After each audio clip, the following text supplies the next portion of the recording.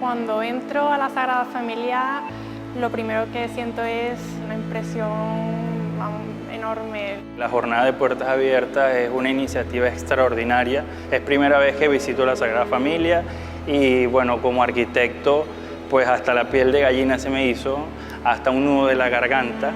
Jo cada dia passo per aquí davant i bueno, em fa il·lusió veure-la perquè sempre penso en el meu avi que deia jo no la veuré mai acabada. Jo, més o menys, la Sagrada Família l'havia vist, però cada vegada que la veig la trobo diferent i millorada. Falten coses, però bueno, em fa il·lusió perquè sé que ho veuré acabat. La Sagrada Familia es de todos porque creo que así fue concebida. Todos la vimos construir y todos en una menor o mayor manera aportamos para que se construya. Jo crec que l'arquitectura que proposa Gaudí és molt original, és trencadora completament. Me sorprende sobre todo el uso del color, todos los elementos que utiliza de la naturaleza.